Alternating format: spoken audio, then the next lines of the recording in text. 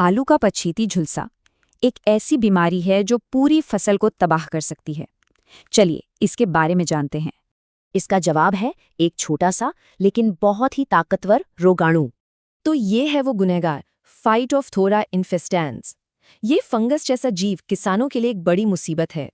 पत्तियां, तना या फिर जमीन के नीचे का आलू, पौधे का कोई भी हिस्सा इसके हमले से सुरक्षित नहीं है। तो सवाल ये है कि आखिर ये बीमारी पौधे को इस हाल तक पहुंचाती कैसे है। शुरुआत होती है पत्तियों पर पानी जैसे धब्बों से, और ये धब्बे बहुत तेजी से फैलना शुरू कर देते हैं। पत्तियों के बाद ये इन्फेक्शन पौधे के तने तक पहुंचता है और उसकी बुनियाद को ही कमजोर कर देता है। और नतीजा, तना इतना कमजोर हो जाता है कि पौधा सीधा खड़ा भी नहीं रह पाता और टूटकर गिर जाता है।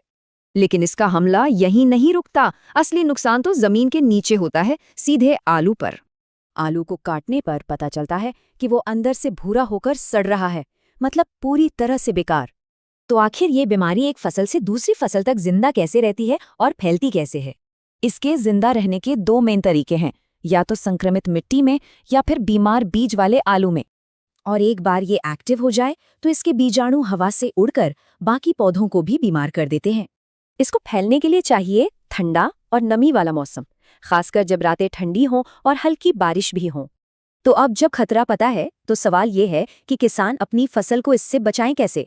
पहला तरीका है ऐसी किस्मों को चुनना जो इस बीमारी से लड़ सकें, जैसे कुफरी नवीन और कुफरी जीवन। इसके अलावा कुछ और कदम भी जरूरी हैं, जैसे सही वक्त पर फफूंद नाशक का इस्तेमाल और सही भंडारण। ये जो फफूंद नाशक दवाएं हैं, ये एक तरह का सुरक्षा कवच बना देती हैं जो बीमारी को आलू तक नहीं पहुंचने देती। तो एक बात साफ है, इस बीमारी को जड़ से खत्म करना शायद मुमकिन न हो, पर सही बचाव से इसे काबू में जरूर रखा जा सकता है।